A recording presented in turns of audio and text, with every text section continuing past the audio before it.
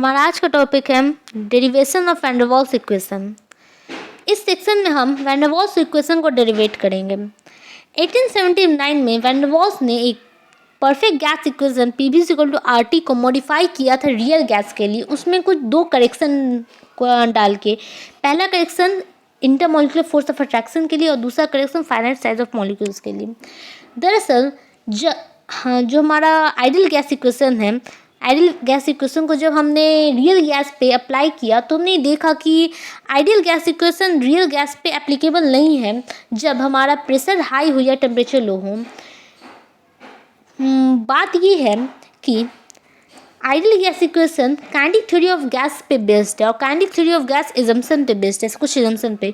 और जब हमारा प्रेशर हाई हम रखें और टेम्परेचर लो रखें तो दो एजम्पशन उस केस में गलत साबित हो रहे हैं। पहला कि गैस के मॉलिक्यूल्स जो होते हैं उनका साइज नेग्लिजिबल होता है, लेकिन जब हमने प्रेशर हाई रखा और टेम्परेचर लो रखा तो हमने देखा कि जो गैस के मॉलिक्यूल्स हैं वो उस केस में एक दूसरे के पास आ जाते, क्लोजर आ जाते, जिनके कारण उनका गैस के मॉलिक्यूल्स का वॉल्यूम को हम नेग्लेक्ट नहीं कर सकते हैं। दूसरा हमारा केस फाइनाइट साइज ऑफ ये इंटरमॉलिक्यूलर फोर्स के लिए था। तो ये हमारा दूसरा एक एग्जाम्पशन कर रहा था काइनेटिक थ्योरी ऑफ गैस का कि गैस के मॉलिक्यूल्स के बीच में कोई भी इंटरमॉलिक्यूलर फोर्स ऑफ अट्रैक्शन या रिपल्सन नहीं होता है। लेकिन जब हमने प्रेशर हाई रखा और टेम्परेचर लो रखा रियल गैस के केस में तो हमने देखा कि जो गैस का मॉलिक्यूल किसी कंटेनर के बीच में, उसे तो सारे मॉलिक्यूल्स अट्रैक्ट करे, जिनके कारण उनका जो फोर्स ऑफ अट्रैक्शन है और रिपल्सन है, फोर्स जो उस पर फोर्स लग रहा है वो कैंसिल हो जाता है। लेकिन जो मॉलिक्यूल कंटेनर के वॉल के पास है उसे अंदर के मॉलिक्यूल्स, कंटेनर के अंदर के मॉलिक्यूल्स अट्रैक्ट कर, जिसके कारण उस पर एक इनवर्ड फोर्स लग रहा है, जिससे कारण वो उतने प्रेशर से नहीं वॉल से टकरा पाता जितना वो तब टकराता जब मॉलिक्यूल्स के बीच में फोर्स ऑफ अट्रैक्शन रिपल्सन नहीं होता। यानी कि ये बात साफ हो जाती है कि मॉलिक्यूल्स के बीच में फोर्स ऑफ अट्रैक्शन और रिपल्सन होता है और मॉलिक्यूल्स का जो गैस के मॉलिक्यूल का जो साइज है वो फाइनाइट होता है। तो यही दो एजम्पशन के लिए वैन डर वाल्स ने करेक्शन दिया। पहला correction intermolecular force of attraction के लिए उन्होंने करेक्शन दिया प्रेशर के लिए, करेक्शन फॉर प्रेशर। तो सबसे पहले इसके लिए हम एक मॉलिक्यूल लेंगे एम, जो कि कंटेनर के बीच में है, कंटेनर के अंदर है। तो वो कंटेनर के अंदर है जिसके कारण जितने भी अदर मॉलिक्यूल्स हैं उसे अट्रैक्ट कर रहे हैं, तो उस पर जो सभी डायरेक्शंस के से मॉलिक्यूल्स अट्रैक्ट है, जिसके कारण उसका जो रिजल्टेंट फोर्स है वो कैंसिल हो जाता है, तो उस पर कोई भी अट्रैक्शन अप्लाई नहीं होता है। लेकिन उसके पे जो फोर्स ऑफ अट्रैक्शन हो जाता है वो ज़ीरो हो जाता है, कोई फोर्स उस पर एक्ट नहीं कर पाता है। लेकिन जैसा कि हमने कंटेनर हमारा है PQRS, इसके बीच हम दो गैस मॉलिक्यूल को कंसिडर किए, ए और ए डैश। तो ए का जो मॉलिक्यूल है उसे तो सारी तरफ से मॉलिक्यूल्स अट्रैक्ट कर, जिसके कारण उस पर जो फोर्स है वो नेग्लेक्ट हो जाता है, उस पर जो फोर्स है वो कैंसिल हो जाता है।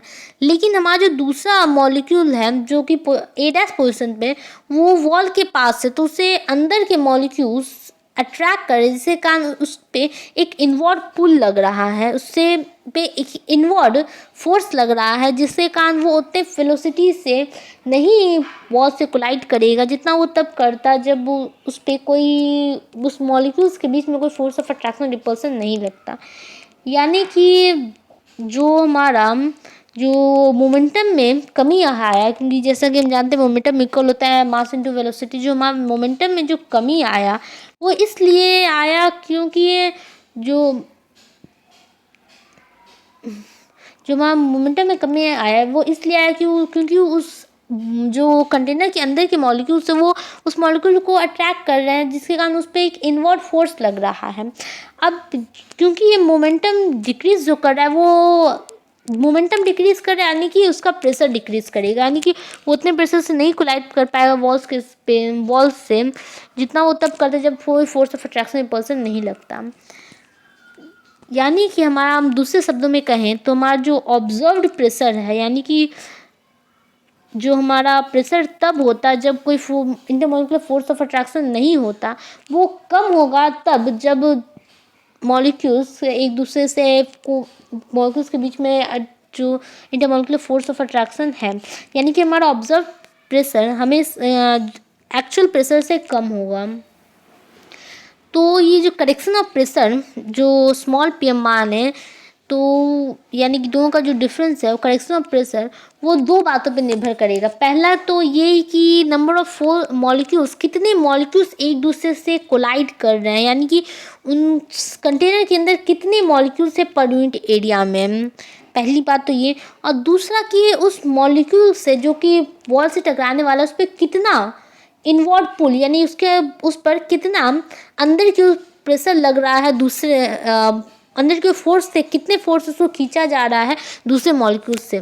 तो ये दोनों ही फैक्टर डेंसिटी ऑफ गैस के डायरेक्टली प्रोपोर्शनल है, यानी कि हमारा जो करेक्टेड प्रेशर है जो स्मॉल पी है, वो डेंसिटी ऑफ गैस का directive square of density of gas होगा, यानी कि स्मॉल पी डायरेक्टिव प्रोपोर्शनल होगा रो स्क्वायर का। और हम ये भी जानते हैं कि डेंसिटी हमेशा वॉल्यूम के इन्वर्सली प्रोपोर्शनल होता है, क्योंकि डेंसिटी को होता है मास बाय वॉल्यूम, मास तो कांस्टेंट है, तो जाहिर सी बात है डेंसिटी वॉल्यूम का इन्वर्सली प्रोपोर्शनल होगा। तो ये दोनों ही इक्वेशन से हमारा एक थर्ड इक्वेशन निकलता है कि हमारा जो प्रेशर है वो वो 1/v² का डायरेक्टली प्रोपोर्शनल होगा, यानी कि हमारा करेक्टेड प्रेशर जो हमारा जो करेक्शन प्रेशर है वो स्मॉल पी वो इक्वल हो जाएगा a/v² का। यहाँ पर a कांस्टेंट है और v वॉल्यूम ऑफ गैस है, यानी कि हमारा करेक्टेड और रियल प्रेशर इक्वल हो जाएगा p प्लस ऑब्जर्व्ड प्रेशर, यानी कि p प्लस a/v² इक्वल हो जाएगा capital P plus small p। ये हमारा इक्वेशन फर्स्ट हो गया। अब हमारा सेकंड आया करेक्शन फॉर वॉल्यूम। क्योंकि जो गैस के मॉलिक्यूल्स है वो फाइनाइट साइज़ के होते हैं, गैस के मॉलिक्यूल्स का भी कोई अपना कुछ साइज़ होता है, तो जो एक्चुअल जो स्पेस होगा किसी भी गैस के मॉलिक्यूल को मूव करने के लिए वो कम होगा, जो कंटेनर के जो वेसल का जो वॉल्यूम है उससे कम होगा। तो यानी कि कोई भी मॉलिक्यूल है उसका एक स्फीयर ऑफ इन्फ्लुएंस होगा जो जिसका रेडियस 2r होगा, जिसमें कोई दूसरा मॉलिक्यूल जिसे पेनिट्रेट नहीं कर सकता है। इस स्फीयर ऑफ इन्फ्लुएंस का मतलब ये है कि दो मॉलिक्यूल जब एक दूसरे से क्लोजेस्ट एक दूसरे से इतना पास आ जाएं, जितना कि इतना पास हो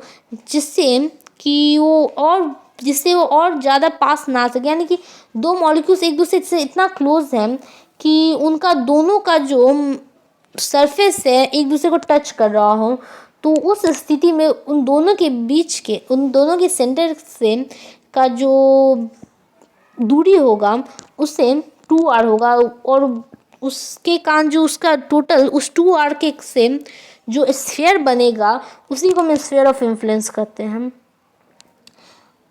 क्योंकि जो मॉलिक्यूल्स उनका रेडियस r है, तो मॉलिक्यूल्स का वॉल्यूम होगा 4/3 πr³, या जिसे हम x मानते हैं। तो जैसा कि मैंने पहले भी कहा कि दो मॉलिक्यूल्स एक दूसरे से सिर्फ 2r डिस्टेंस से तक ही आ सकते हैं, यानी कि उससे नज़दीक वो नहीं आ सकते हैं।